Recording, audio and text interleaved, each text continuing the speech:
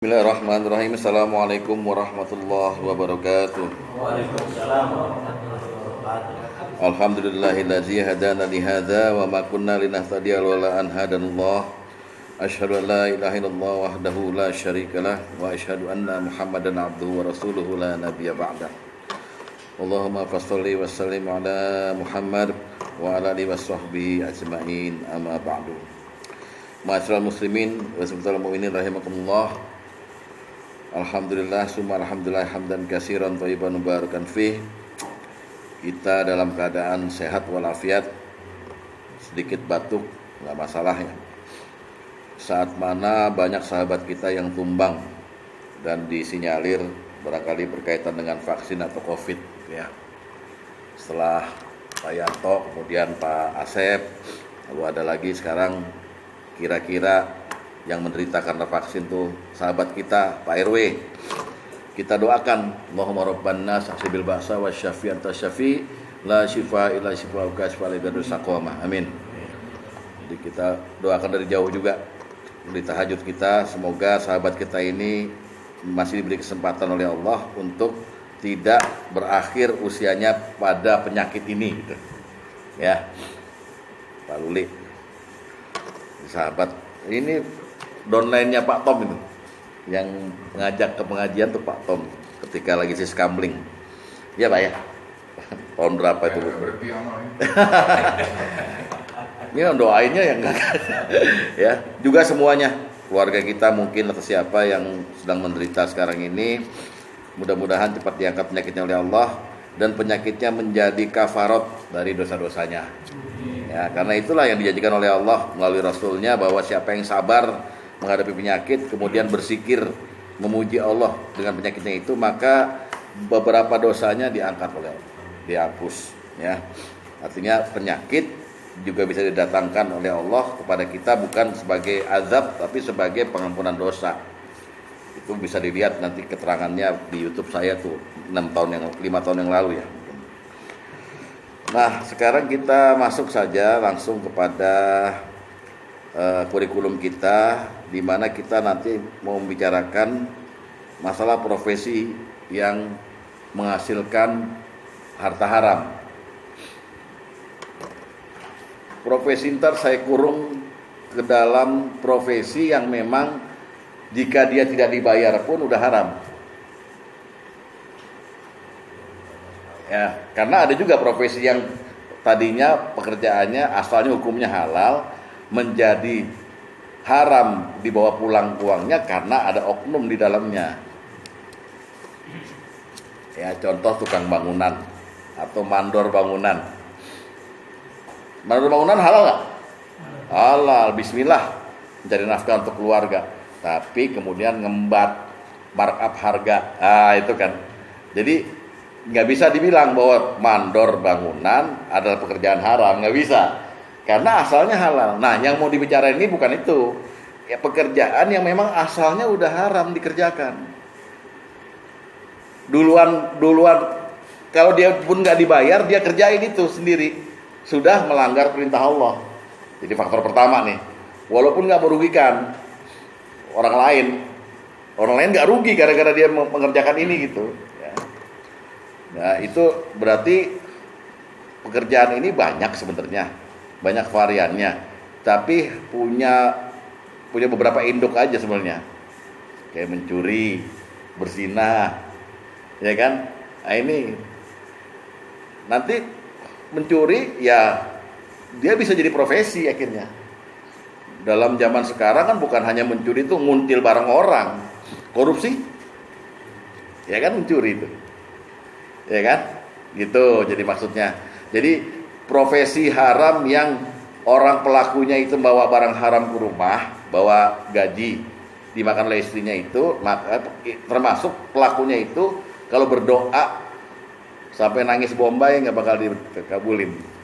Karena syarat dikabulkannya doa adalah dia bebas dari barang haram. Kalau kemarin zatnya kan, sekarang kan pekerjaannya. Oke, ya jadi udah paham ya bahwa yang mau dibicarakan itu dibatasi. Hanya sekitar-sekitar yang kira-kira kalau dia mengerjakan itu walaupun dia tidak dibayar, nggak jadi profesi, udah haram duluan. Paham ya Pak ya? Jadi maksudnya bentuk pekerjaannya itu sudah sudah tercakup transaksi yang tidak halal. Bukan. Maksudnya bentuk pekerjaannya ini. Iya. Bentuk pekerjaannya. Iya. Artinya walaupun dia jujur, tapi bentuk pekerjaannya juga udah haram. Udah haram dari dulu, walaupun dia nggak dibayar. Ya. Walaupun nggak dibayar. Iya. Jadi kalau kita balik, kalau ini kan bukan profesinya halal, kalau dia dusta juga tetap haram. Ya itu tadi yang tadi. Kan tukang Ya itu nggak kita bicarakan. Ya. Karena profesi kan banyak sebetulnya. Saya ambil contoh gini deh. Ada profesi yang masih samar, tapi mengandung melanggar perintah Allah, tapi masih samar gitu loh. Saya ambil contoh aja, artis film. Ya, artis film. Artis film itu 90% bagian dari pekerjaannya itu sebetulnya berpura-pura. Dia bukan asli jagoan, tapi belaga jadi jagoan. Dalam arti kalau kita masukin dalam peraturan ketat mengenai muamalah, ini kena dalam bab munafik nih. Ya kan? Idza hadatsa kadzab wa idza wa'ada akhlaf wa idza tumin akhwan. Ketika dia bicara sama seorang artis dalam filmnya, ya, ketika udah mulai dibilang, "Ya, mulai action. I love you so much." Dia enggak sungguh-sungguh mencintai kan? Bohong enggak? Nah, tapi samar. Ya kan? Pekerjaan aslinya sebetulnya dia bukan berbohong, tapi di situ berbohong untuk mencari uang gitu loh. Itu nggak kita omongin. Nanti luas jadinya. Ini yang haram benar-benar haram dari asalnya aja gitu. Ya grey area aja banyak. Grey area kan banyak akhirnya, ya. Misalnya dia pakai jilbab di film ini. Padahal Ya. di luar dia umpar-umpar aurat. Ya. Jadi dibohong. Atau gini, Bapak kerjanya pengarang buku. Pengarang buku kan? Pengarang buku. Udah, itu nggak ada keharaman di situ, malah meluaskan ilmu pada orang gitu. Tapi kalau yang ditulis buku porno, berarti dia ada di tengah-tengah. Artinya pada waktu asalnya dia hanya ngarang buku, duitnya halal. Tergoda kali. Wah ini bestseller kalau gue ngarang kayak Motinggo Bushi itu loh. Kayak apa dulu? Alas stensilan apa namanya? Stensilan apa namanya? Ada yang ngarang stensilan tuh. Nick Carter siapa lagi? Ada yang putih bukunya belinya di Ben Hill tuh loh. Dia beli di pinggir kali di dekat Darmala nih. Dekat bioskop Karta sama Kemuning. Dulu kan SMA 3 ini. Nah itu susah kita bilangnya karena dia di tengah jalan mulai belot gitu. Jadi tidak semua pengarang buku profesinya haram. Oknum pengarang buku yang mengarang buku porno baru haram. Nah itu nggak kita bicarain grey area. Kayak mandor tadi. Ya, atau sama dengan penyanyi misalnya gitu. Di dalam bab musik itu haram atau musik itu halal, kan dibelah dua nih di Islam nih. Ada yang udah ngotot bahwa ini haram, ada yang bilang mempertahankan ini halal dengan dalil semua dua-duanya gitu. Udah itu musik ada di grey area. Ada seorang penyanyi kemudian dia mengarang lagu, ya kan? Kepadamu aku pasrahkan seluruh jiwa dan ragaku. Lagunya lagu pujian pada Allah gitu, dari Tuhan gitu. Kira-kira berpahala nggak? Ya, karena orang dengar lagu itu tahu-tahu jadi insaf atau apa gitu. Tapi dia ngarang lagu lagi, yang digoyang, nah ada masuk rofats, masuk menggoda birahi orang gitu. Nah ini susah dibicarain nih. Nanti kita nuduh-nuduh lagi, lo kerjaan lo haram lo gitu. Nah ini yang udah pasti aja. Ya. Oke. Gampang itu, deteknya gampang jadinya, ya. Nah, profesi yang pertama yang mau dibicarakan adalah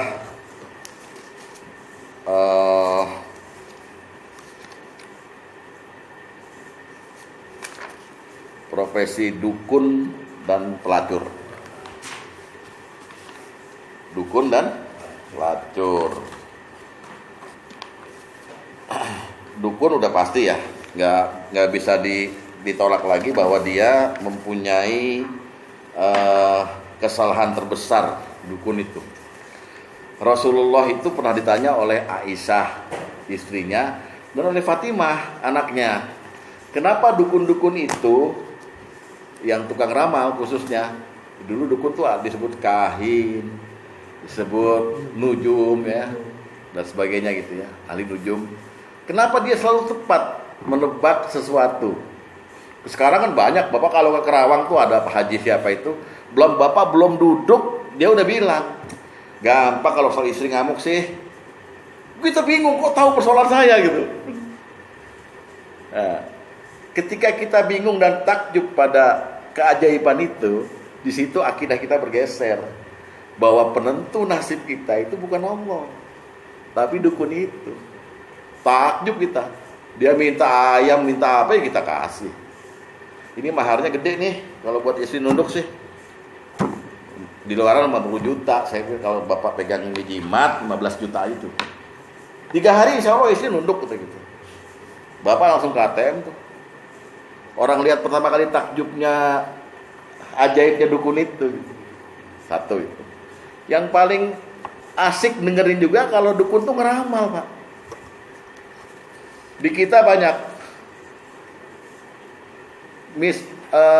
Nyonya Suruniwati Arif, dahulu namanya di Gokcong atau siapa gitu, di Blora tuh. Pekerjaan ngapus tai lalat, karena tai lalat tuh apes katanya. Kedua, bisa mengetahui kapan Anda mati. Mati di mana itu. Itu semua udah bertentangan dengan Quran kan? Karena nggak ada orang yang tahu, tamu tuh dan nggak ada yang tahu matinya besok tuh kapan gitu. Fil adil tamut juga tempatnya di mana nggak ada yang tahu. Al-Quran yang bilang gitu, masuk ada orang yang mengklaim tahu matinya dia, atau ada orang yang ngasih tahu kita mengenai kejadian yang dialami oleh orang yang udah mati. Sekarang almarhum baik-baik aja kok. Bentar. Itu lagi digandeng malaikat tuh. Kita percaya. Itu namanya kita disihir. Nah, dukun ini kurang ajar.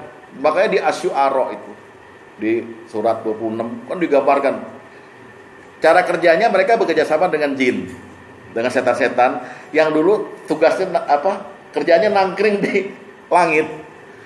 Jadi di langit tuh Pak, kalau Bapak nggak bisa dengar, walaupun Bapak udah bisa ke langit, kan ditantang di Ar-Rahman tuh. Kalau kamu bisa menembus langit atau menembus bumi itu silakan lakukan. Tapi hanya bisa bisulton dengan kekuasaan. Maksudnya dengan kekuasaan, dengan izin Allah, Anda dibuka mukasyafah gitu, bisa dengar. Nah, di setan itu karena sama-sama makhluk gaib dengan malaikat. Malaikat tuh kalau ada keputusan Allah, hari ini meninggal, hari ini itu dengar beritanya. Lalu dia turunkan ke dukun-dukun. Sama dukun-dukun dipoles lagi pakai kalimat-kalimat, ya, dipanjangin waktunya supaya honornya makin tambah gitu. Nah, sejak Rasulullah lahir, Nabi Muhammad SAW lahir, dukun-dukun itu kalau masih mendengarkan itu dilempar sama bintang. Waduh, jadi jin-jin itu dilempar sama bintang. Bayangkan tuh, Pak. Bintang segede apa, Pak? Nggak kita lihat kecil begitu kan, lebih besar dari matahari. Dilempar, makanya ada meteor. Nah, di kepercayaan Barat, meteor yang jatuh itu kita lihat itu Lucifer, bintang yang bisa mengabulkan permohonan Anda. Makanya di film Pinocchio itu, ketika Lucifer lewat gitu, Pinocchio suruh minta, jadikan aku manusia beneran. Kan dia boneka, jadi beneran. Datang peri gitu. Nah, ini semuanya cerita-cerita hayal yang menjadikan kita itu lupa bahwa kita ada yang menguasai kita. Kita digeserkan kalimat la haula wala quwata illa billah, itu digeserkan dengan cerita-cerita seperti itu. Jadi kan kita akan harus dipaksa, bukan hanya dipaksa, memaksakan diri untuk mengamalkan la ilaha illallah itu. Salah satu turunannya adalah la haula wala quwata illa billah. Enggak boleh ada orang ngomong saya sukses karena saya sukses karena atas izin Allah. Bapak ngelakain kaki kemarin itu sukses loh Pak. Karena ada orang yang sekarang kakinya lagi semutan, lagi patah, lagi diamputasi gitu. Betapa suksesnya Bapak. Tapi kita kadang-kadang lupa bahwa semua kesuksesan kita itu datangnya dari Allah. Nah, dukun itu ngapusin itu. Dukun, saya yang bisa. Anda nih dipelet nih, mau dikirim lagi nggak? Nah kan.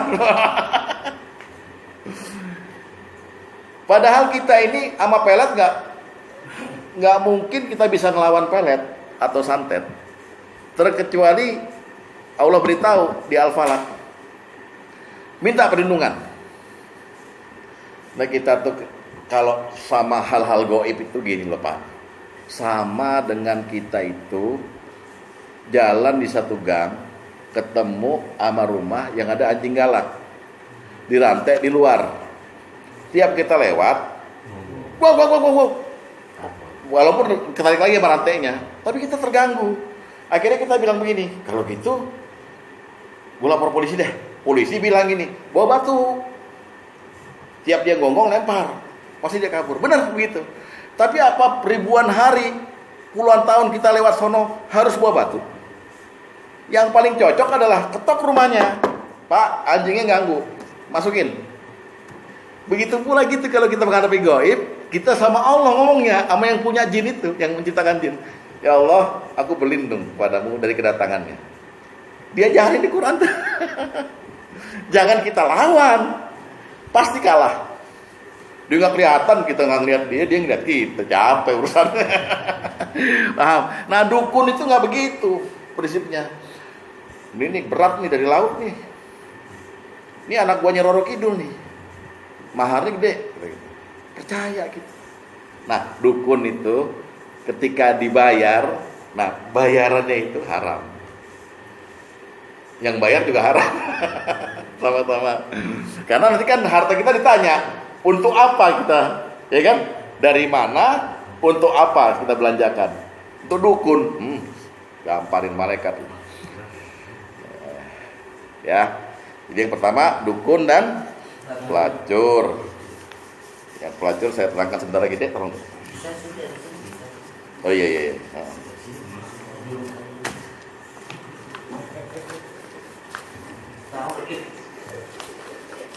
Baca di nomor 1 dulu ya.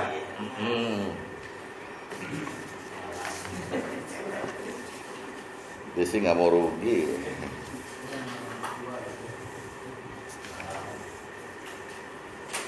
Jadi dukun udah jelas-jelas musyrik kan. Jadi asalnya walaupun dia nggak dibayar, melakukan pekerjaan dukunnya itu udah haram. Udah nggak bisa gerak area lagi, udah bener-bener dah menyelewengkan akidah gitu ya. Itu sebabnya makanya profesi dukun itu kemudian menjadi profesi yang segala-gala hasilnya haram. Karena dia udah kurang ajar gitu. Ya. Pekerjaannya semuanya berhubungan dengan hal yang gaib. Iya. Dengan yang gaib banyak Allah yang mengetahui. Iya. Ya, kita lihat nomor 1 dari Abu Mas'ud radhiyallahu anhu, dia berkata, Rasulullah SAW melarang untuk memakan hasil dari upah dukun. Ya. Upah dukun disebut dengan hulwanil kahin dan wa mahril baghi dan mahar pelacur. Kenapa disebut upah dukun, tapi kalau kepada pelacur disebut mahar pelacur? Nah, ini. Sebenarnya baghi itu bukan pelacur. Baghi itu pezina. Dan sebutan baghi itu dalam Quran, semua kata-kata yang memakai ba, kemudian ada apa? Ada fathah, kemudian ada go. Semuanya itu konotasinya negatif. Artinya dengki, zalim, apalagi semuanya. Melanggar hak manusia. Ya, semuanya itu. Ya, kita buktiin dulu. Bapak buka deh ketika Qorun di surat Al-Qasas ya. Ketika Qorun itu diumumkan oleh Allah sebagai orang yang paling kaya di dunia tuh. Surat Al-Qasas surat 28 ayat ke-76. Ya. Surat apa? 28. Qasas. Lihat baik-baik. Apa kata Allah? A'udzubillahi minasyaitonirrajim. Apa tuh? Al-Qasas 76 ya. Inna Qaruna kana min qaumi Musa. Sesungguhnya Qarun itu adalah termasuk kaum dari Nabi Musa. Fabagha alaihim. Maka Qarun berlaku aniaya. Pertama, bag artinya aniaya. Zolim. Oke, berlaku zolim. Yang kedua, bagha artinya melampaui batas. Surat 42 surat apa deh?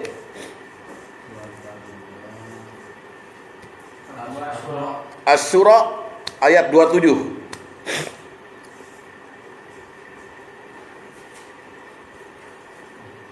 Surat 42 apa ya? Patamnya? Surat 42 sekarang. Ayat 27. Walau basatallahu rizqa li ibadihi, dan jika Allah melapangkan rezeki pada hambanya, la bagau. Nah itu. La bagau fil ard. Maka mereka akan melampaui batas. Bag di sini artinya melampaui batas. Sekarang kita lihat dulu apa dua ini doang. Pelacur itu kira-kira zalim enggak dia? Menganiaya siapa dia? Dia sendiri, menjatuhkan kehormatannya. Yang kedua, dia itu melampaui batas enggak? Melampaui batas. Dia hanya boleh memperlihatkan auratnya pada suaminya kok. Kelak kok diumbar-umbar. Begitu. Ini bahasa agama. Kalau Bapak bilang kan habis seksi tat kan gitu ya. Seksi tat ya gitu ya. Kalau lihat aslinya kan menggoda, Pak. Ya, ini baz ini dalam Quran ini selalu konotasinya negatif. Kita lihat lagi. Pak, ya. Hubungannya apa, Pak? Nah, saya lagi 27 ini. membahas kata-kata baghinya, Pak. Oh. Karena pelacur artinya baghi, maka saya mau uraikan dulu bagh dalam Al-Quran itu rata-rata negatif, Pak. Ya, hanya ambil baghnya doang, Pak. Yang tadi bagh yang pertama artinya apa? Apa sih? Zalim. Bagh yang kedua ini artinya melampaui batas. Kita lihat sekarang bagh yang ketiga, surat Al-An'am 146.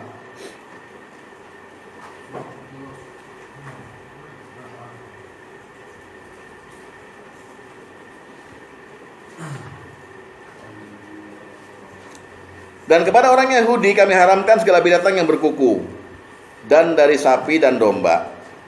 Kami haramkan atas mereka lemak dari kedua binatang itu, selain lemak yang melekat di punggung keduanya, atau yang di perut besar dan usus, atau yang bercampur dengan tulang. Itu yang diharamkan oleh Yahudi. Lalu Allah tutup dengan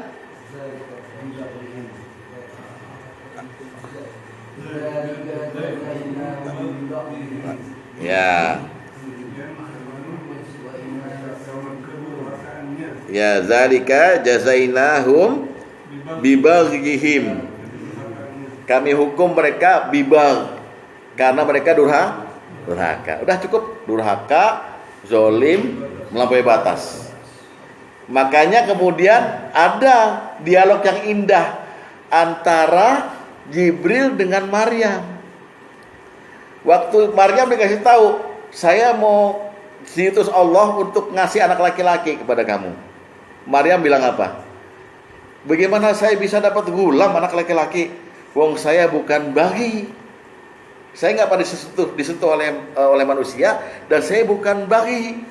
Baghi ya, bukan pelacur, bukan pezina. Ya, lihat Maryam ayat 20.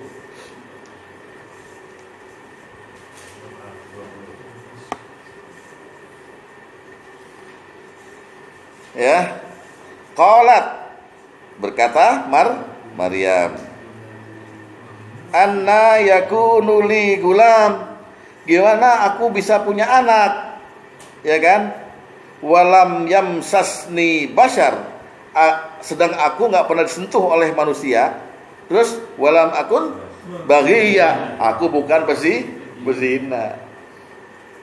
Mahril baghi artinya mahar pezina, bayaran untuk berzina.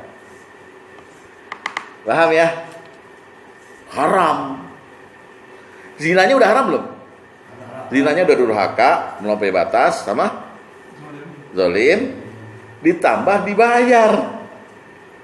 Nah, haramnya di mana? Ya udah perbuatannya haram, upahnya itu nggak ada berkahnya sama sekali. Walaupun, maaf ya, ini saya lebih perdalam lagi ya. Anda tidak berzina sama orang itu, tapi Anda mungkin berterima kasih atau mengharapin berzina. Jadi gini nih, ini ada baghi, ada pezina. Anda tertarik, oke? Untuk mancing supaya dia mau main sama Anda kasih perskot dulu. Itu mulai mahril bagi itu. Atau sesudah main, dia tahu-tahu telepon, anak saya 6 tahun, perskot. Anak saya 6 tahun sakit panas di kampung, perlu ke dokter. Udah main Anda pernah, ya? Anda kasih, karena gue udah pernah main sama dia nih.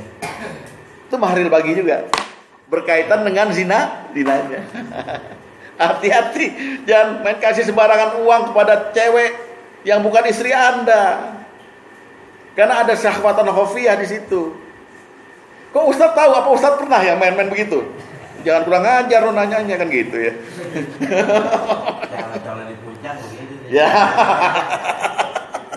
Ya, jadi nah, kita balik lagi ke kurikulum. Mahril baghi itu haram. Ya, karena asal perbuatannya juga kalau nggak dibayar juga haram. Apalagi upahnya. Nah, upah ini bukan hanya upah setelah selesai. Kalau di barat Pak ya, di Amerika, Anda mesti bayar dulu baru main. Di sini kan terbalik. Main dulu baru bayar. Sehingga Anda bisa nambah. Ini emang liciknya orang Indonesia gitu. Di barat udah short time, long time. Long time kali 3 hari 3 malam berapa gitu. Atau melihatnya. Gitu.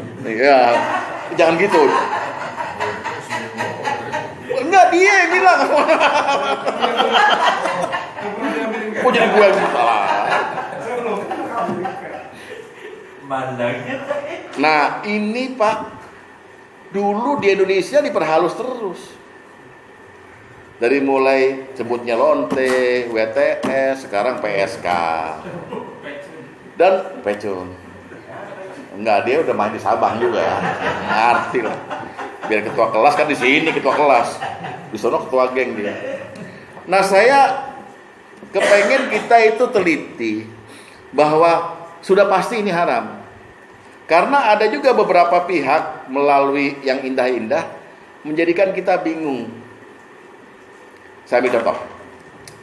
Bapak kenal Titiek Puspa kan? Nah, dia ngarang lagu namanya Kupu-Kupu Malam. Coba perhatikan teksnya, betapa dia melupakan Tuhan di situ. Ya kan? Ada yang butuh dirinya. Ada kan? Ada yang benci dirinya. Ada yang berlutut mencintainya. Ada pula yang tega menyiksa dirinya. Ada. Ini hidup wanita si kupu-kupu malam. Beneran. Nah, terus di bait keduanya, dosakah yang dia kerjakan? Dosa apa enggak? Dosa.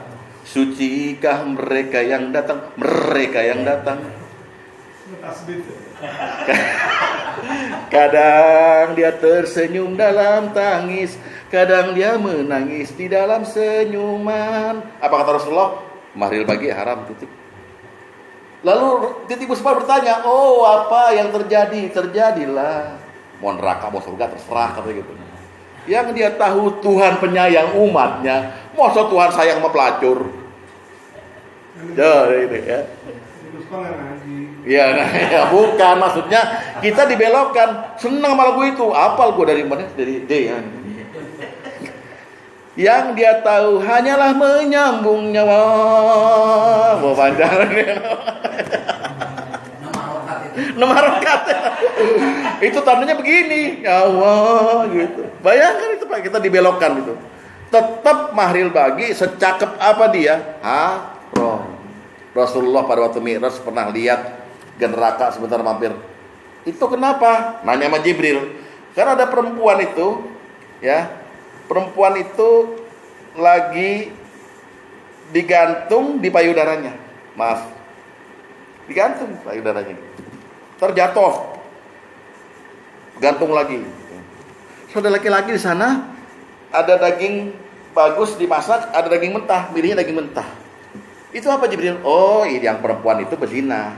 Lah yang itu ada yang halal di rumah, nyari yang haram. Ustaz ini udah pernah cerita ke surga Ustaz, jangan baca hadis. Coba itu semua hukumnya lengkap. Makanya apapun pekerjaan yang timbul dari sini pasti haramnya. Ya, deh. Ya. Bapak boleh tertarik. Jadi gini loh, perzinahan itu tidak disebut haram dalam Quran, tapi semua perbuatan yang mendekati zina haram. Wala taqrabuz zina, innahu kana fahisatan wa sa'a sabila.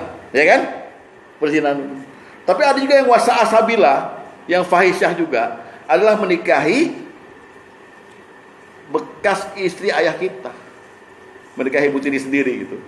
Bayangkan tuh. Jadi kejamnya sampai situ. Semua perbuatan yang mendekati ke arah zina itu adalah kita mengorbankan nikmat mata dan nikmat kemaluan.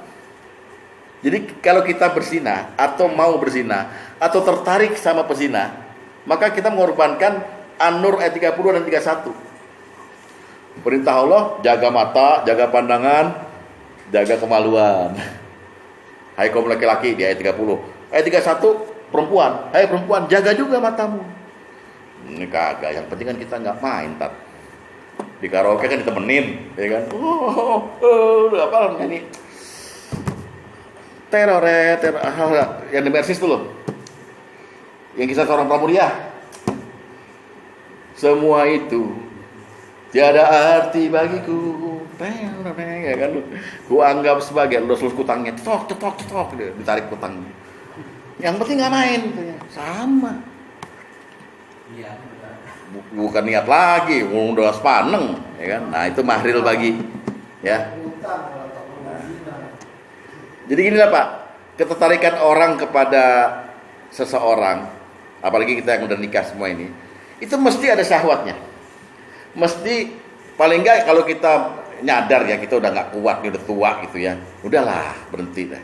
Jangan rayu-rayu lagi, jangan kasih-kasih lagi apa duit, udah berhenti aja. Kecuali kalau bapak mau nikahin, lamar aja. Iya. Jangan bapak masuk hotel sama istri udah disuruh naik ke kamar. Bapak bilang mau beli rokok. Toto itu yang namanya apa yang di karkol apa namanya? Di lobi. Bapak kelesin. Ntar pulangnya berapa, Neng? Minta WA-nya. Nah, ini ada yang begitu. Iya. Dede. Mau masuk hotel dia losmen. Ya, jadi itu mahril bagi. Lalu hadis nomor 2 sekarang kita lihat mengenai bagi itu.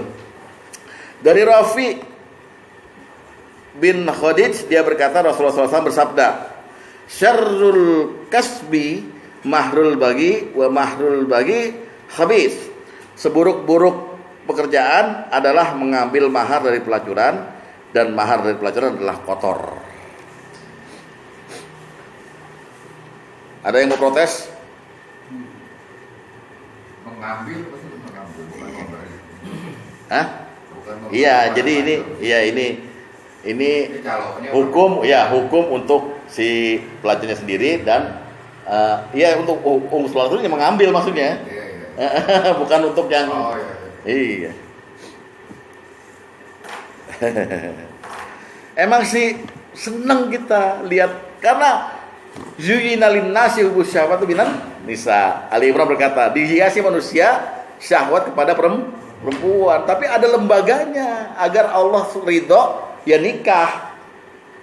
Jangan bapak mentang-mentang punya duit banyak diumbar, Pak.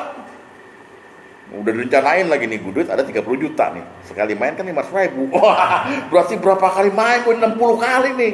Dijadwal 2 bulan penuh, ya kan? Nih Lita, nih Susi, nih Mita. Hotelnya berapa gitu. Ada yang jadwal gitu, Pak. Tapi nggak di sini. Di sini kagak. Kagak ragu-ragu. Masya Allah. Ya, jadi jangan tersinggung. Memang godaan paling besar itu Kalau kita udah nggak bisa tahta, udah nggak punya jabatan, tapi duit masih banyak gitu. Bapak mau beli apa lagi sih? Mobil udah punya. Apa mau beli? Ya pengen seneng-seneng. Tapi ya ingat umur. Jangan umur 80 terus ke disco, cildak party di situ. Kan kesian, corona katanya. Ya.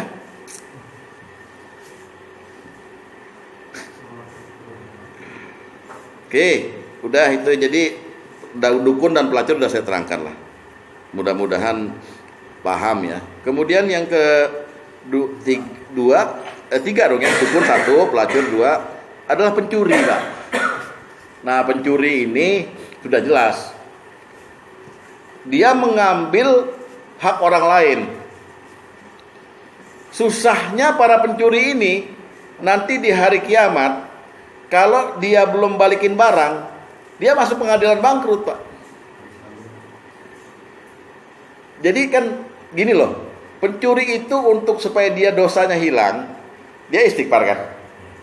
Habis istighfar, Allah akan berfirman tuh di hari kiamat, kamu sekarang temui orang yang kamu ambil haknya, balikin haknya, minta maaf. Jadi ada 2 pekerjaan berat nih, minta maaf dan balikin haknya. Coba Bapak pernah mencuri apa enggak? Kacau enggak? Kalau nggak ada luarsa, nggak ada kadaluarsa. Nggak ada kadaluarsa. Pencuri. Nah, itu kalau mencuri materi, Pak, mungkin gampang dicari untuk kembaliin. Kalau mencuri perhatian bini orang, mencuri hati nih, gue denger lu. Nah, kita mau minta maaf sama suaminya di dunia ini. Mohon maaf, dulu pernah saya berzina sama istri Bapak. Soalnya saya juga godain, dia senang sama saya katanya. Tuh suami yang denger itu kira-kira langsung jantungan, apa yang marah, Bapak digorok sama dia begitu. Wah, banyak kemungkinannya. Sehingga pencuri ini memang gak tenang. Tapi sekarang diselidiki oleh para psikolog, ada pencuri profesional namanya kleptomania. Kleptomania itu senangnya nyuri barang orang. Kalau datang ke rumah orang, ke kantor orang tuh, ada korek, sikat, masuk kantong. Ada pulpen, sikat, masuk kantong. Ngutil. Kalau orang-orang susah di bawah itu masuk ke Indomaret, ke Alfamart, itu celana dalamnya itu mungkin dari besi kali ya. Jadi ada Ultra masuk, minyak goreng Bimoli masuk, Ciki snack dalam gitu, jalannya ngegang, nggak ketahuan. Sampai rumah dia bilang sama anaknya, rezeki dibuka semua. Nah itu susah, Pak, untuk dapat justifikasi bahwa Anda sekarang udah nggak mencuri lagi, saya maafkan gitu, balikin barangnya. Nah, koreknya dibalikin dulu dong. Korek Pak Sugeng itu ada namanya Sugeng. Di ngobrol di musola saya bawa, saya ke Hong Kong. Di Hong Kong saya ngerokok kan, tempat rokok. Loh, kok korek Sugeng ya? Saya balikin lagi. Ngeri saya pakai barang orang. Jadi minta ridho gitu. Ya Pak, jadi mencuri itu luas banget, termasuk koruptor, termasuk segala macam itu. Apa hak segala macam. Bapak mungkin ini nggak tahu ceritanya ada dalil apa enggak. Tapi kalau Bapak baca buku Cak Nun, judulnya Selilit Sang Kiai, di bab pertama tuh, ada seorang kiai habis tahlilan gitu, terus dimakan kan, makan kambing di dalam itu. Pulangnya dia terselilit deh, dia ngambil kayu di pagar orang gitu, krek. Ada selesai beberapa tahun kemudian meninggal. Lalu dia muncul di mimpi seorang muridnya. Muridnya tanya, Pak Kiai gimana di sana? Wah, saya disiksa habis-habisan sama malaikat. Kenapa? Gara-gara saya nyolong itu loh. Satu yang buat ngelilit gigi saya gitu. Dari pagar orang, padahal pagarnya juga udah pagar lapuk gitu. Ambil satu, itu baru segitu. Mana kalau kita pernah misalnya korupsi 5 miliar. Wah, itu Jaksa Pinangki, terus siapa lagi tuh? Ya. Jadi mencuri ini bahkan dalam Al-Quran sudah jelas, syarak itu, pencuri itu potong tangan. Bapak kalau naik haji atau umroh nanti, mungkin sekarang udah nggak ada ya. Itu pengemisnya semua itu orang yang habis nyuri dipotong tangan. Orang-orang Pakistan yang di sana tinggal sana itu. Jadi itu kafarat dia di dunia. nanti di akhirat dapat lagi kalau belum bertobat. Gara-gara mencuri ini. Nah, cuman ada lagi satu yang disebut pencuri yang saya bawakan hadisnya di sini, yang kira-kira jangan kita lakukan, yaitu orang yang berhutang tapi dari awal udah niat nggak bayar. Itu nanti di hari kiamat di hadapan Allah statusnya sebagai pencuri. Padahal ya mungkin dia bayar, tapi dari awal dia udah bilang, kalau sama Ustadz Wahyu sih paling dibebasin gitu. Maka niat dia nggak bayar. Itu aja statusnya pencuri. Kan ada kan kita yang begitu ya. Ya, ada barangkali ya. Itu nggak boleh, Pak. Utang itu harus, malah kita harus jajar. Jangan sampai kita di bawah. Ya. Ini juga ada profesi yang begitu. Ada, Pak. Ya, bukan profesi, pokoknya orang dengan niat itu apalagi dilakukan berkali-kali, kan namanya akhirnya profesi. Itu termasuk pencurinya maksudnya. Pencuri. Hadis nomor 7.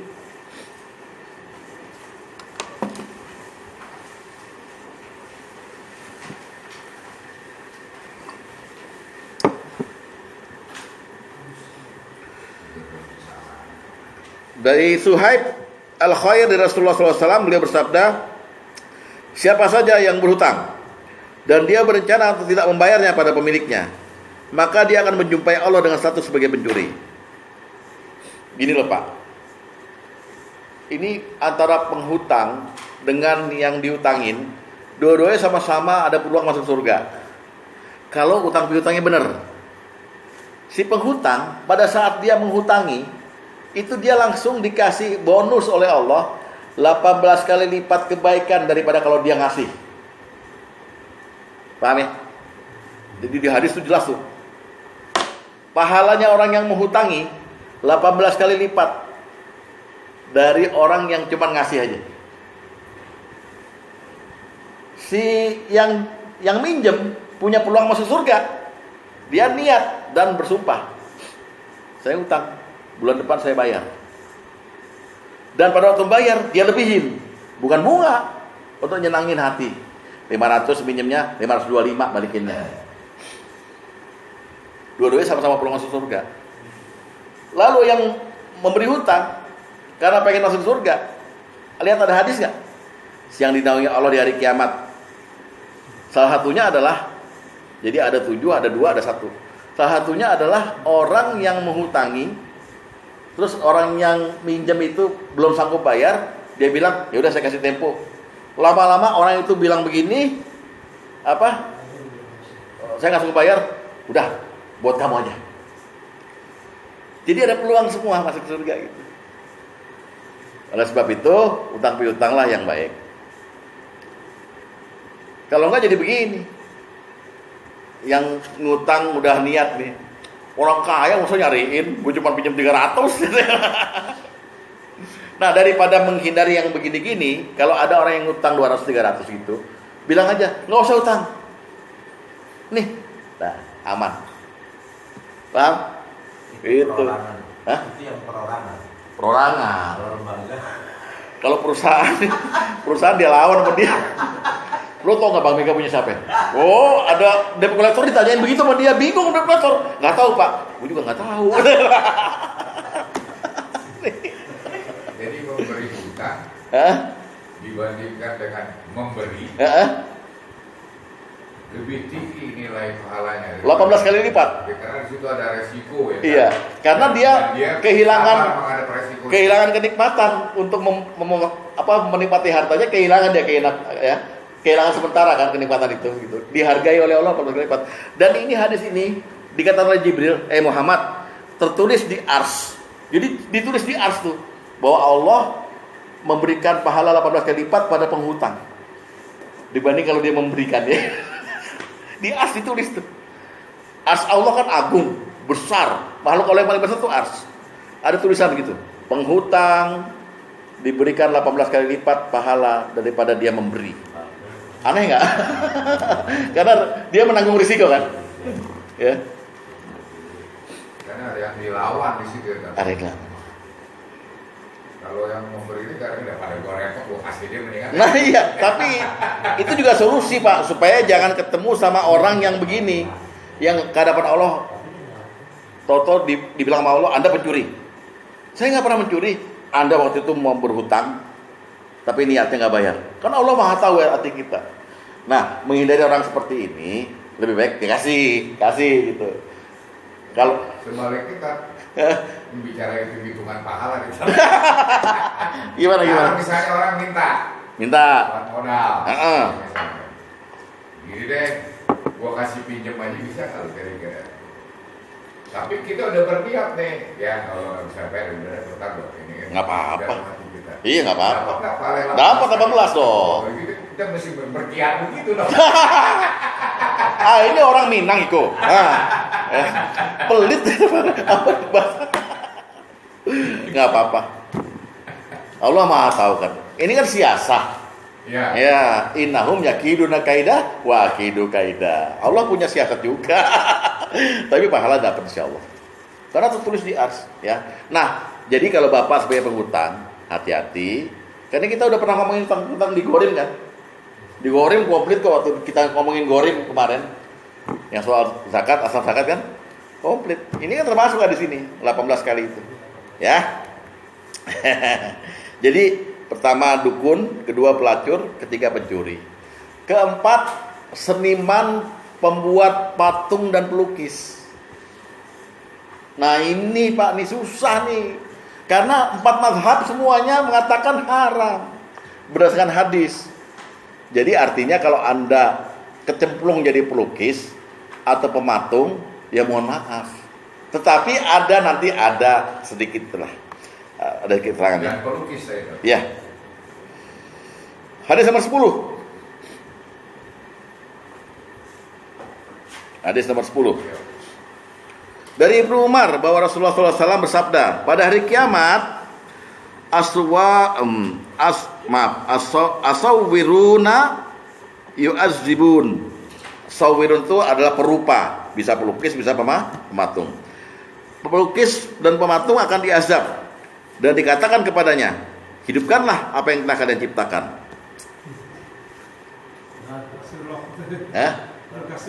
Iya. Nanti dibahas, nanti saya bahas. Lalu hadis nomor 14. Itu pernah bahas ini. Iya. Tenang. Sore apa namanya? Iya. Masih inget aja deh. Jadi saya bukan balik lagi kan katanya. Bapak belum betul gimana. Hadis nomor 14. Dari Abu Juhaifah dia berkata Rasulullah SAW telah melarang. Nah ini naha an samani wala anal suwira, melarang harga serta melaknat pelukis atau pembuat patung.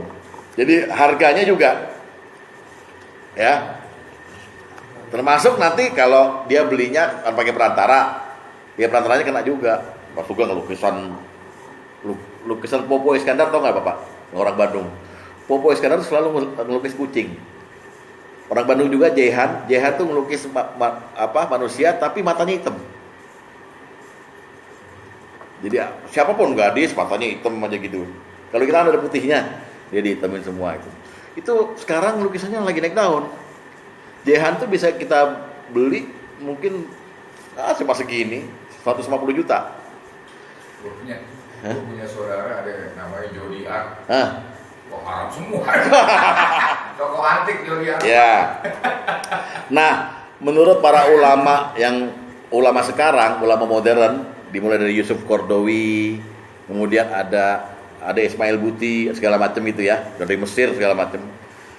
Hadis ini diperkirakan ditujukan untuk pematung dan pelukis yang nantinya akan dibuat sesembahan, Pak.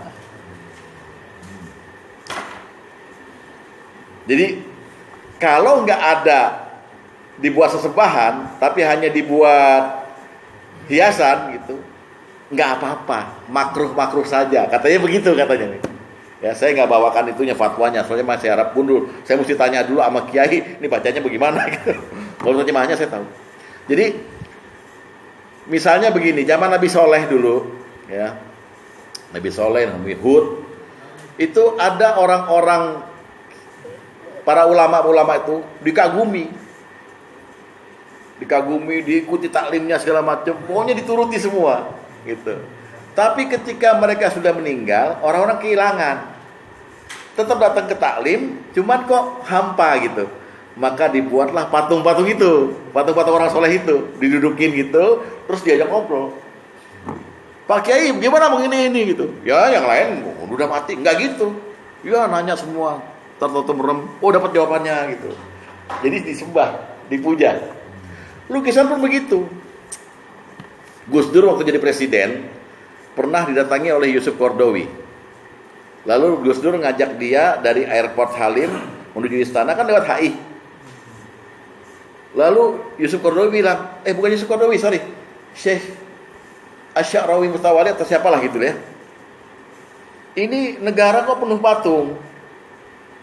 Anda bisa menjerumuskan rakyat Anda kepada kesyirikan. Nah tuh. Jadi kalau ada tokoh yang dijadikan patung, itu mesti dikenang. Itulah itu yang di Kalibata tuh loh. 7 pahlawan revolusi yang satu nunjuk gitu. Ahmad Yani, S. Parman, ya kan? Segala macam gitu. Ya sepanjang hidup, sepanjang patung itu masih ada, ya selalu lagi, oh ini pahlawan. Pak Harto di museumnya ada patung Pak Harto segini. Yang bikin Pak Prabowo Stejo. Bintang 5. Sudirman depan kantor saya. Angkanya di Al-Azhar ada lukisannya gede kok. Nah, kalau kita memandang lukisan itu, makanya ini dibelah dua nih, mudah para ulama. Ada yang ikut Syekh Maliki dari Mekah, ada yang ikut juga Syekh Nawawi dari Banten tuh kan gitu ya. Kalau yang ini mengharamkan, yang ini tidak. Sebab kalau nanti dikias. Kalau lukisan haram kita beli atau sama foto dikiasnya ntar. Kita kan di rumah juga ada kan orang yang majang, kita kawin, foto, kita sama menantu apa gitu-gitu. Itu juga sama nggak sama lukisan? Oh, dibahas lagi sama ulama. Kalau foto itu hasil dari bayang-bayang cahaya, yang ada repot. Jadi kita ikut yang mana deh? Yang boleh atau yang nggak boleh. Cuman memang resikonya begitu. Ada hadis-hadis lain yang menguatkan. Contohnya Rasulullah bilang begini, jangan kau menaruh patung di rumahmu karena dia menara-menara setan. Nah, misalnya gitu. Ya, contohnya begitu. Karena misal setan kalau mau menggodain kita tuh nangkring di patung dulu, sana lagi gitu, kayak gitu. Jadi lebih baik kita mencegah risiko. Ya udahlah, nggak usah suka sama patung. Sahabat pernah tanya, nah itu Siti Aisyah pegang boneka. Ah, bedanya patung sama boneka apa? Oh lain, kalau itu mainan. Nah, gitu. Tetap kan anak kecil juga tetap memuja mainannya kan. Barbie, ya kan? Dandanin, kasih lipstik, giniin, kasih pakaian gitu. Apa bedanya? Sama kan? Jadi ini menurut saya ya kita harus arif aja, harus bijaksana. Walaupun ada upahnya, hasil penjualan patung dan haram, patung yang mana? Lukisan yang mana? Itu loh. Ya. Kita kan nggak sampai sejauh itu menyembah patung atau menyembah lukisan, ya kan? Tapi sekarang kita lihat gini, udah deh, kita sekarang ikut yang ulama yang menghalalkan. Artinya, ya kita juga nggak bisa beli lukisan tuh. Tiba-tiba kita mau beli lukisan, tapi lukisan porno. Ada perempuan mau mandi pakai ininya agak tipis gitu, tapi susunya kelihatan gitu. Kita beli karena itu gitu. Nah itu sama haramnya juga. Ya.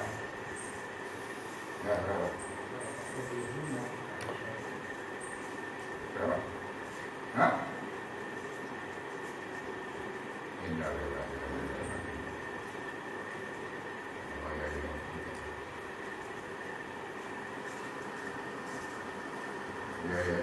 Oke, kita lanjut sekarang ke spekulan.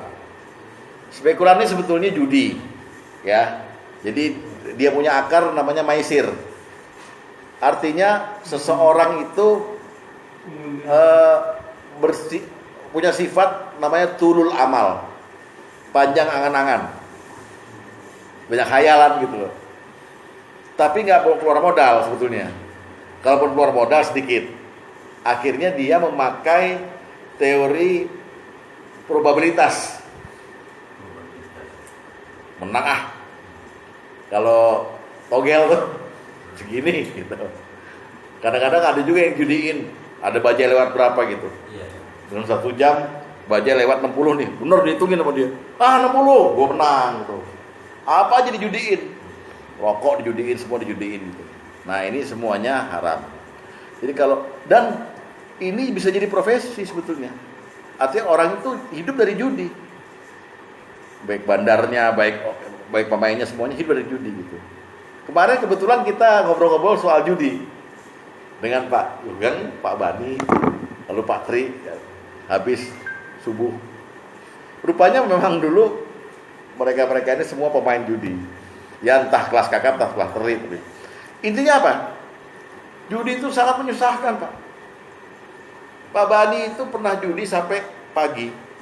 Anaknya pakai seragam sekolah datang minta ongkos. Dan dia pas lagi kalah. Pak, minta ongkos, Pak. Orang suruh pergi. Jadi kehidupannya itu penuh dengan khayalan. Dan judi itu ada rasa sungkan kalau kita dalam posisi kalah atau menang untuk mundur. Iya. Kalau lagi menang kita gengsi untuk mundur, kalau lagi kalah kita kepepet, udah utang sana sini, harus menang lagi, gimana caranya gitu. Akhirnya ada rasa sungkan, tidak sungkan kepada Allah, tapi sungkan kepada makhluk. Jadi judi itu syirik sebenarnya. Pada pokoknya gitu. Kalau menang kita mau, jadi ini kalau menang kita mau enak aja.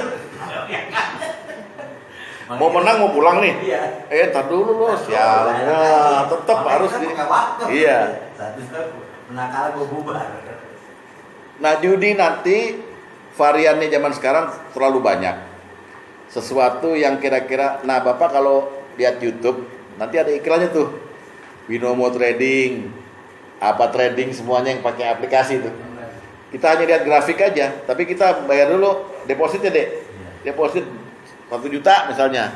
Nanti kita bid itu. Ini ada koinnya kita bid. Namanya SYW atau apa. Oh, toto menang, kita transfer ke kita gitu. Jadi itu spekulan.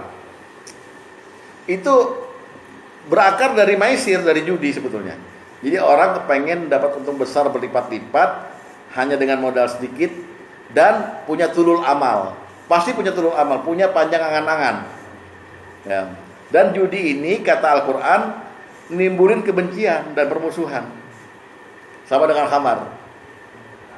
Ya, jadi ini perlu ini. Soalnya kadang-kadang kita ketawain Omah Irama tuh, judi tet gitu. Padahal isinya bagus itu. Disebut sama Omah Irama, uang yang pas-pasan, karuan ditabungkan. Ya kan? Atau karuan buat makan daripada buat judi. Uang judi najis tiada berkah. Judi tet begitu lagi. Ya, najis. Dia kenapa disebut najis oleh Umar Irama? Karena Al-Qur'an berkata begitu, khabith. Judi itu rijsun min amali syaitan. Rijsun itu artinya jijik, menjijikkan. Perbuatan yang menjijikkan gitu. Kelihatannya wah, apalagi sekarang di mana-mana, di Gelang di Malaysia masih ada judi. Ya, di mana? Las Vegas.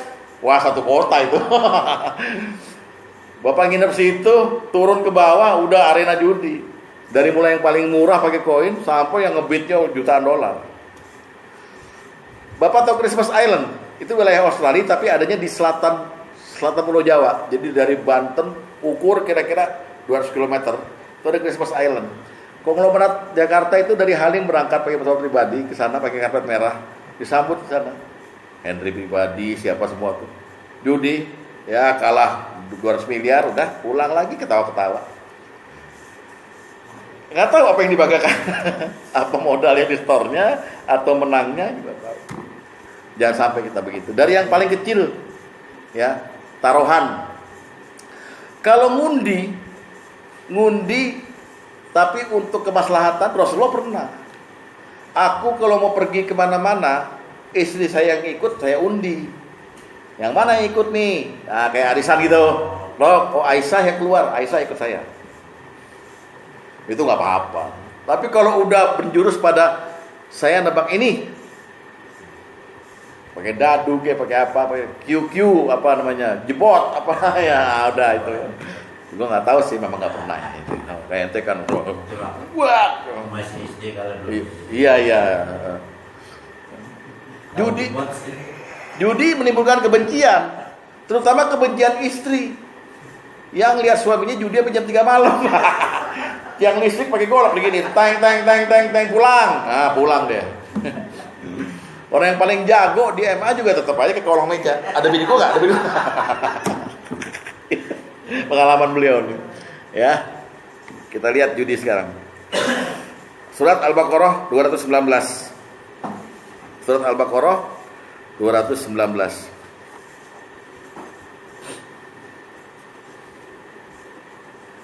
Pak Tom, misalnya dibilangin, dia ikut ngelayat nggak? Enggak kan? Nggak bisa. Oke. Tetap. Kalau ikut pasti dilarang kan ya. Gitu ya. Ya. Tapi yang pertama dulu meninggal saya dilarang. Jadi dia nggak akan ke sana kan? Ya, udah tua, itu Iya. gitu. Dia pergi nemenin maminya. Lagian mungkin bisa lewat itu aja video call kali Pak. Waktu mandiin atau apa gitu. Saya lagi bayangin maminya. Good. Ya, mereka bertanya kepadamu tentang khamar dan judi. Sekarang kita jangan lihat khamarnya ya. Katakanlah, pada keduanya terdapat dosa besar. Jadi judi itu dosa besar, ya. Dan berapa manfaat bagi manusia? Judi juga ada manfaatnya kan? Ada. Kita kalau dapat untung kan ada manfaat, ya kan? Tapi dosa keduanya lebih besar dari manfaatnya.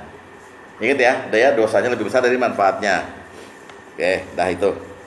Sekarang lihat hadisnya, hadis nomor 12. Dari Ibnu Abbas dia berkata, Rasulullah SAW bersabda, ya, sungguhnya Allah telah mengharamkan harrama alaikum atas kamu khamar, judi dan dadu. Ya.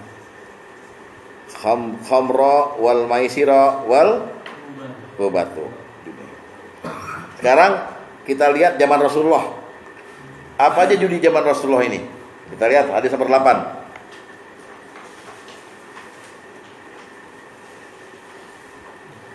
Dari Sulaiman bin Buraidah dari ayahnya bahwa Nabi SAW bersabda, "Man la'iba bizardashir." Barang siapa yang bermain dengan permainan undian atau taruhan, maka seolah-olah faka'an nama, seolah-olah dia telah melumuri tangannya dengan daging dan darah babi. Jadi maksudnya najis. Permainan najis. Makanya Umar Rama bilang, uang judi najis tiada berkah. Ya, hati-hati Pak. Jadi siapa yang taruhan itu main judi kayak pakai apa, pokoknya semua bentuk judi, maka termasuk dia sama dengan mendekati dan menyentuh yang najis-najis. Artinya dia berada dalam wilayah haram.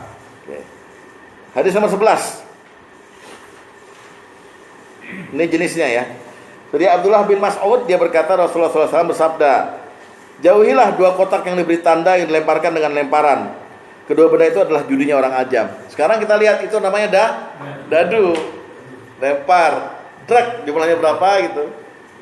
Terus apa gitu loh, pokoknya jauhi. Emang asik Pak, terus terang Pak. Kalau menang asik. Ya, apalagi judinya pakai dipirit kan. Miritnya pelan-pelan banget gitu. Cepetan dong. Tar dulu ah. Ya, kayaknya kayak apa gitu, kayak sukses tuh. Bentar dong. Terus ditaruh dulu pas gue, bentar aku ngopi dulu. Godain orang. Toto bener-bener menang gitu. Giniin ke orang ini, ke pahanya. Banting baru prak. Waduh marah tuh orang Pak. Gedek banget. Betul gak?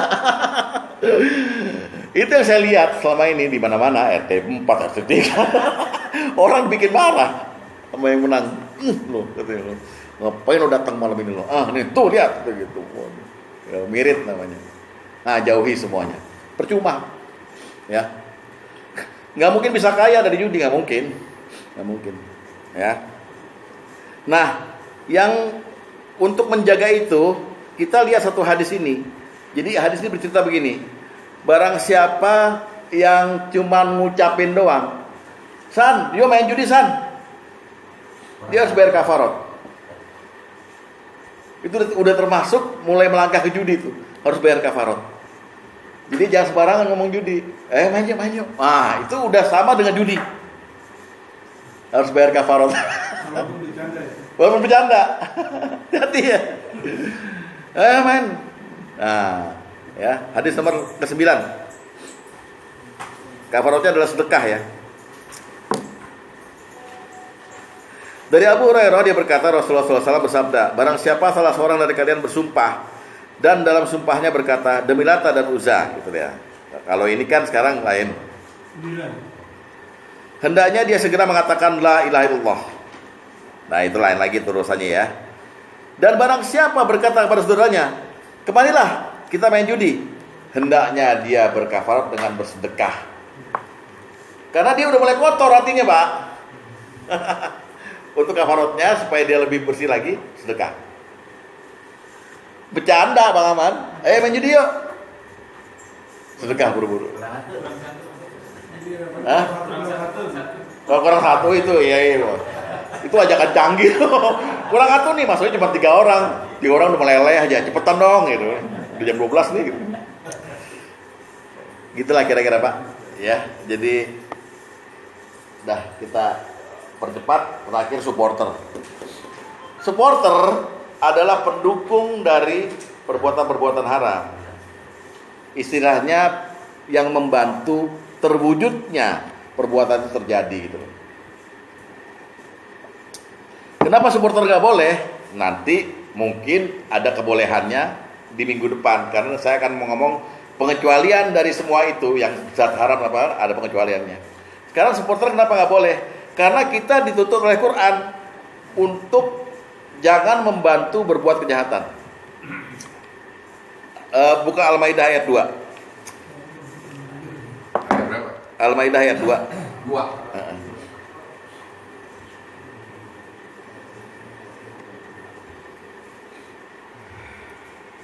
Bapak cari kalimat terakhir yang bunyinya wa ta'awanu 'alal birri wat taqwa. Iya, wa ta'awanu kan? Wa ta'awanu 'alal birri wat taqwa wa la ta'awanu 'alal ismi wal udwan. Kita hanya boleh tolong menolong dalam Islam ini kepada manusia dalam kebaikan dan takwa. Nggak boleh tolong menolong dalam dosa dan kemaksiatan, pelanggaran. Nah, jadi sekali kita menolong kemaksiatan, sama kita terjebur ke situ. Sesuai kaidah usul fikih, asyirku fi syarri syarru. Berserikat dalam kejahatan sama jahatnya. Termasuk begini. Kenapa kita dibatasi pergaulan? Orang mukmin nggak boleh bergaul sama orang yang bukan mukmin. Karena begini, Bapak duduk di sebelah orang yang lagi ngegajak, ngegelek. Bapak nggak ngegelek. Seluruh kampung taunya Bapak ngegelek. Iya dong? Tapi Bapak duduk di sebelah Ustaz Adi Hidayat. Bapak nggak pinter. Tapi seluruh kampung bilang, anak buahnya Adi Hidayat tuh. Udah lama kali belajar sama dia, betul? Hati-hati. Jadi jangan coba-coba menghampiri orang yang berbuat maksiat kemudian lebur dalam mereka. Sama jahatnya. Kejahatan yang paling halus adalah mendukung, dan kita dalam hati bilang begini nih, itu kan urusan dia sama Tuhan. Yang penting gue gak melakukan. Nah itu seringnya begitu kita. Padahal ciri-ciri hamba Allah adalah di surat Al-Furqan. Kalau ketemu orang jahil, jauhi. Apalagi ngeledek kamu, bilang Assalamualaikum. Jauhi. Gue yang penting gue gak terganggu akidah. Gak bisa Pak, lebur. Karena ada toleransi antara kita dengan mereka. Orang judi, kita udah gak judi, tapi kita tetap lihat gitu. Lihat aja, gak ngebantu, gak apa, lihat gitu. Dukung nggak kira-kira? Ya kalau lo bener lo berani ke sana, udah judi haram nih judi, kan gitu mestinya. Harusnya gitu. Nah, ini dituntut kita wala ta'awanu 'alal ismi wal udwan. Jangan bertolong-tolong dalam hal dosa dan kejahatan. Lihat hadis nomor 6. Ya. Lihat nih. Ini resikonya nih. Dari Ali radhiyallahu anhu dia berkata, kami tidak mencatat dari Rasulullah SAW kecuali Quran dan apa yang ada dalam lembaran ini. Jadi dari Sayyidina Ali lihat lembaran ini lagi, mungkin hadis-hadis yang dicatat oleh para sahabat. Dan Rasulullah SAW bersabda, barang siapa yang melakukan perkara dosa, man ahdasa hadasan, ya, atau membantu orang yang berbuat kejahatan, awa muhdisan, ya, maka baginya laknat Allah, para malaikat serta seluruh manusia tidak terima darinya amalan wajib dan yang sunnah. Bantu doang, bantu. Amalan wajib sama sunnahnya nggak diterima, dilaknat oleh Allah, malaikat dan manusia. Kan rugi, Pak. Membantu atau mentolerir? Mentolerir juga ya. Artinya kan orang yang, makanya umat Muhammad disebut dengan ruhama bainahum, terus apa lagi? Asyiddau alal kufar. Harus tegas sama orang kafir. Ayo minum yuk. Haram, gua nggak mau. Jangan bilang, Allah terserah, jangan. Lu jangan, lu kan orang Islam. Haram gitu. Kita enggak enak. Ini teman lama. Lu yang lama. Susah ya, susah. Tapi itulah bantuan kita terkecil adalah persetujuan kita dan toleransi kita membiarkan. Itu bantuan kita yang terkecil itu. Kalau supporter ini maksudnya emang bantuan gede, ya ikut juga. Ayo saya bantu gitu. Ya. Apa? Ya. Nah, ini contohnya cuma 3 nih. Ya, soal khamar, soal riswah, dan soal riba. Kita lihat khamar dulu. Hadis nomor 4. Dari Ibnu Umar dia berkata, Rasulullah SAW bersabda, ya, lu'inatul khamru ala asrati aujuh. Khamar dilaknat atas 10 bagian. Zatnya dilaknat, yang memeras dilaknat, yang minta diperaskan laknat, penjualnya dilaknat, yang minta dibelikan dilaknat, yang membawa dilaknat, yang minta dibawakan dilaknat, yang memakan hasil penjualannya dilaknat, peminumnya dilaknat, yang menuangkan dilaknat. Tambah lagi dengan 4 pihak lagi, yang duduk bersama orang yang minum khamar dilaknat. Ada 4 lagi, saya lupa yang 3. Ini semua supporter nih, yang meres, yang ngefake, minta dikirimi 3 box bir bintang. Ini ngetikin nih, ya. Dapat honor nggak ngetik? Dapat, kerjaan dia di situ. Ya, hati-hati. Yang membawa juga. Woi semua.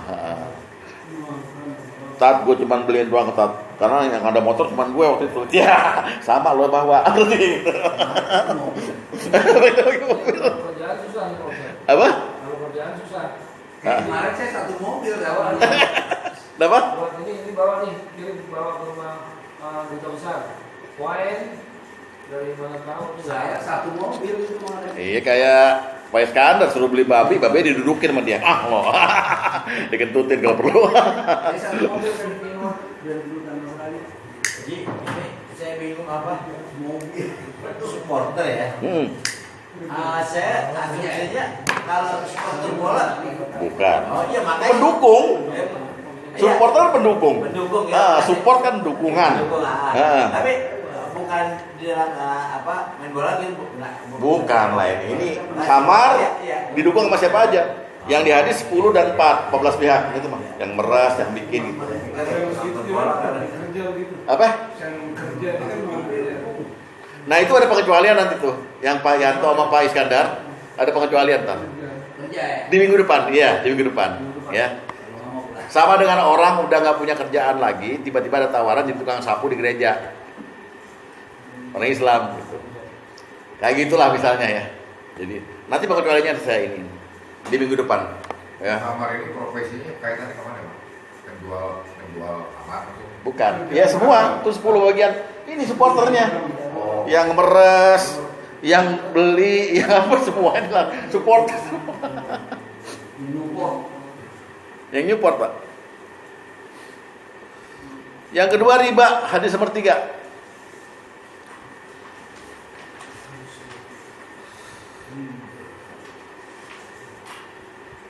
Udah? Dari Jabir dia berkata, Rasulullah SAW melaknat pemakan riba, orang yang menyuruh makan riba, juru tulisnya dan saksi-saksinya. Beliau bersabda, hum sawa, mereka semua sama. Bakir.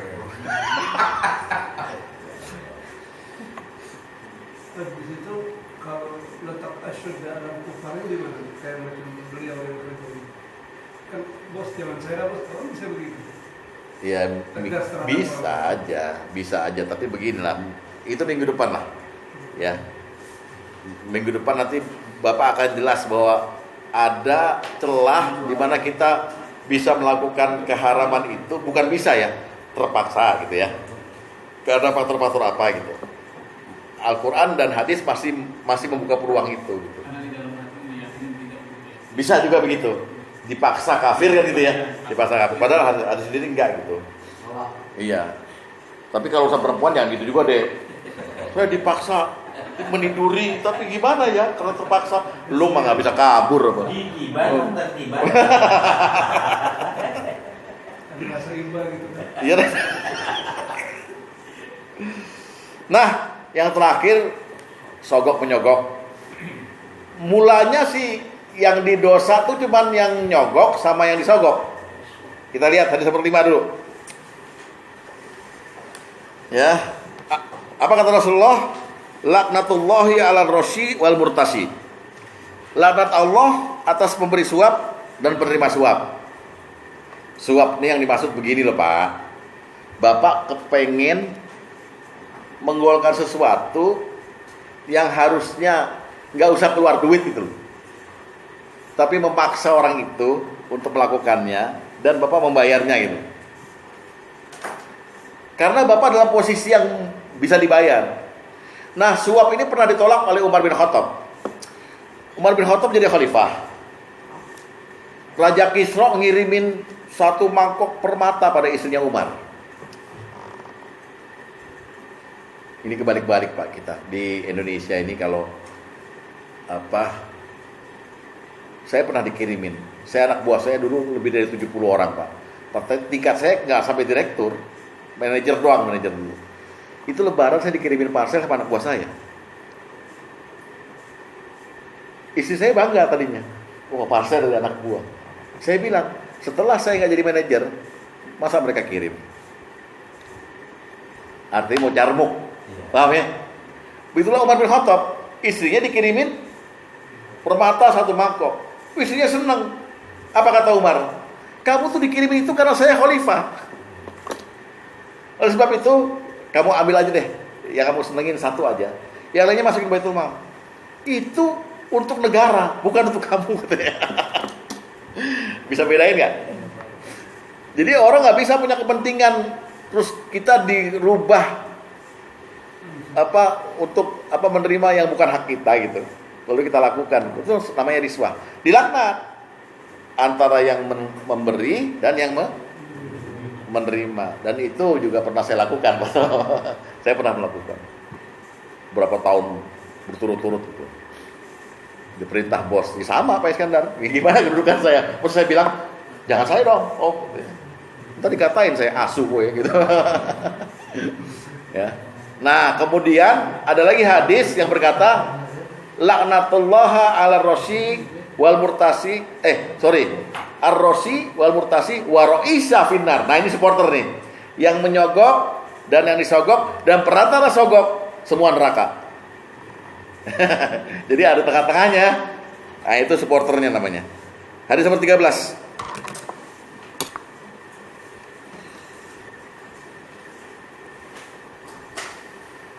An Sauban qol, dari Sauban dia berkata, lakna Rasulullah sallallahu alaihi wasallam, Rasulullah sallallahu alaihi wasallam melaknat ar-rasiya wal murtasiya war ra'isa, ya, yakni allazi yamsi bainahuma.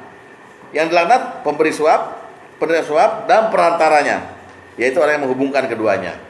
Sama-sama masuk neraka. Dah.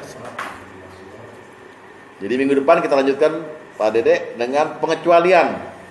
Jadi maksudnya orang-orang yang tidak dihitung dosa gitu ya. Kalau mereka misalnya memakan barang haram zatnya atau mengerjakan sesuatu yang haram karena sebab-sebab yang syar'i, uzur syar'i.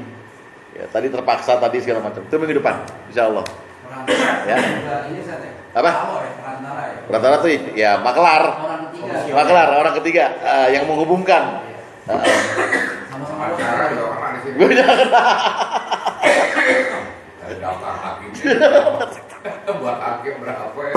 Daftar berapa ya? Hah?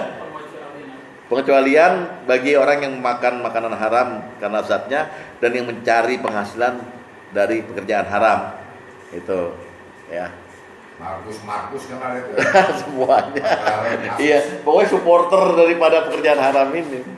Ya, supporter juga dari pekerjaan yang profesi tadi, Pak. Pencuri. Kan pencuri ada penadah. Kenal. Atau yang rampok kan 4 orang begal, bosnya 1. Nah, yang 3 ini supporter namanya. 40 pasal. Ya, pasal 340. Kalau 315 pengeroyokan itu ya. KUHP. Atau yang soal zina tadi, Pak, bagi germoknya tukang ojek. Nah, tukang ojeknya masih bisa dibahas tuh. Atau centengnya. Kalau zaman dulu di Indonesia, kalau kita nyewa ke hotel, itu kan dia diantar sama centengnya. Duitnya kita kasih centengnya, Pak. Bukan kita kasih itu cewek, kita cewek kasih tip lagi. Gitu kan atasnya? Iyalah, kita nanya kayak udah pernah aja bodoh. Gitu. Ya. Pak Ustaz takut salah. Demikian, semoga ada manfaatnya dan kita ikut prihatin dengan musibah yang menimpa adiknya Bu Dewi. Semoga amal ibadah yang meninggal diterima oleh Allah SWT, segala dosa dan kesalahannya diampuni, dan kita semua mendoakan agar yang bersangkutan dapat dimuliakan oleh Allah lah. Mungkin cara pemakamannya supaya lebih tertib ya. Kalau yang kita lihat kan pemakaman COVID kan betul-betul luar biasa, melanggar agama. Mudah-mudahan kali ini bisa ditawar lah gitu. Seperti kemarin ada teman saya juga yang kakaknya meninggal COVID, bisa ditawar, Pak. Artinya masih bisa dimandikan keluarga. Petinya masih bisa dimiringin, kasih tanah gitu. Kalau yang dulu kan nggak bisa itu, keluarga di luar semua. Sampai Ya. sekarang saya adik ipar saya punya adik di Kopi, sama sekali nggak boleh. Nggak boleh. Udah kayak lampor itu dipakai 8 begitu. Ya, mudah-mudahan semuanya berjalan baik dan lancar. Amin. Bismillahirrahmanirrahim. Assalamualaikum warahmatullahi wabarakatuh. Waalaikumsalam.